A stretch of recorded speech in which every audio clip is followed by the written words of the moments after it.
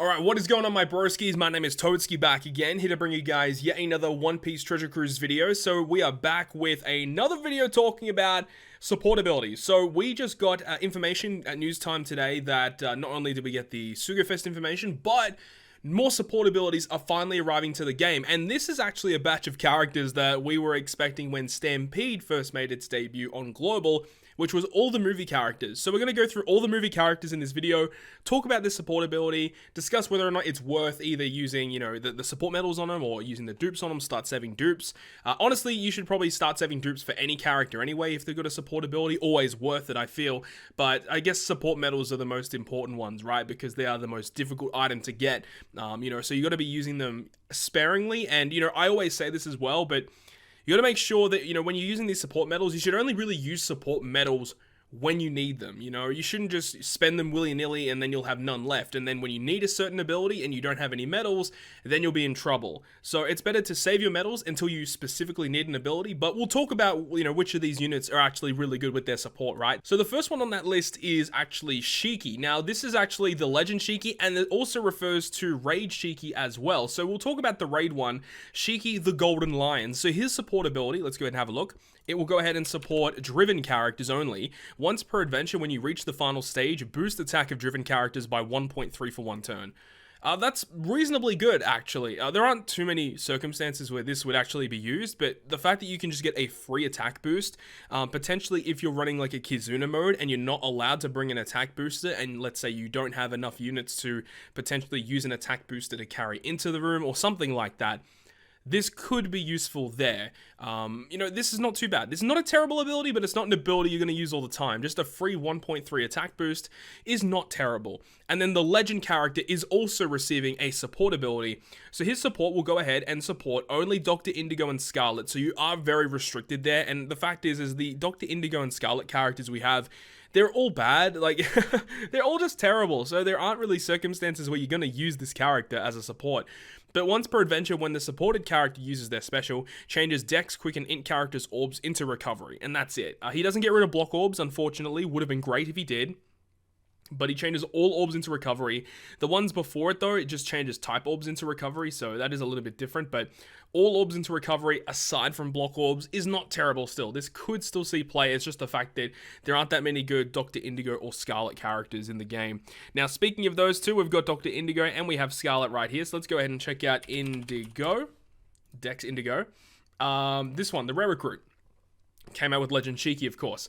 He does have a support to Shiki and Scarlet, added 15% of his recovery to the character's base recovery, so not very good. That's actually pretty bad. And then Scarlet also getting a support ability.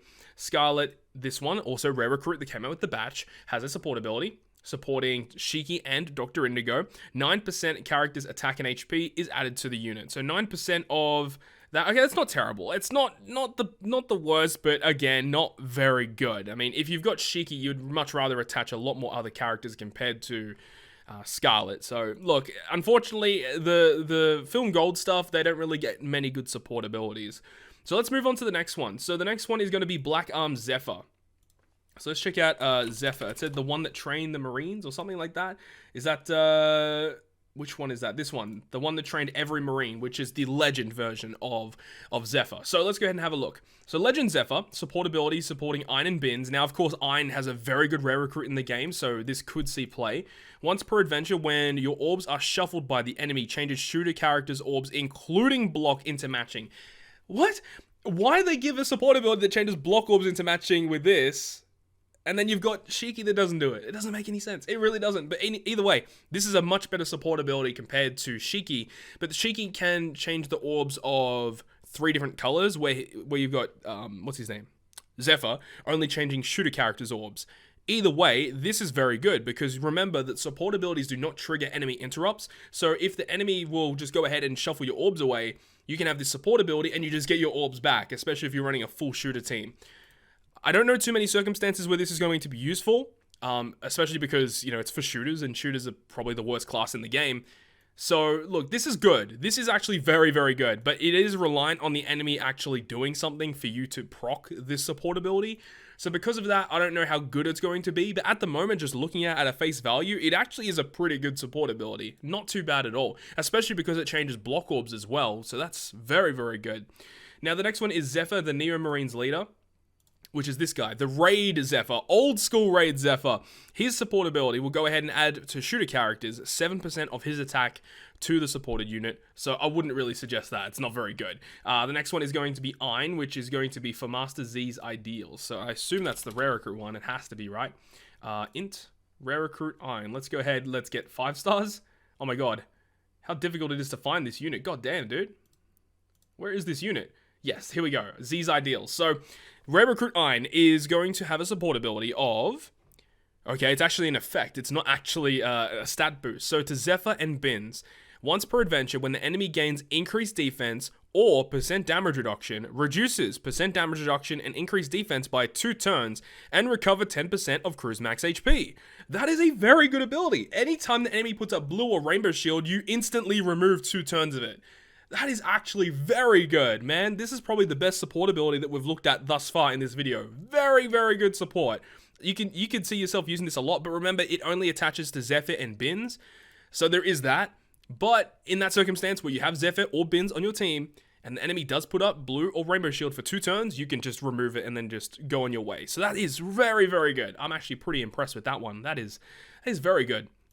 So the next one is Bins, of course. So Bins, again, another rare recruit from that batch. So he will go ahead and support Zephyr and Ain, adding 7% of his stats to those units. Nah, not good, not good. Just regular raw stats. Look, they're fine, but they're not ones that you really need to worry about maxing with support medals. It's usually the ones with the really unique effects. Those are the ones that you typically want to use support medals on, because typically, as it stands right now, you probably have a decent amount of stat boosting support abilities, so you don't really need to worry about like just using them for regular rare recruits, in my opinion.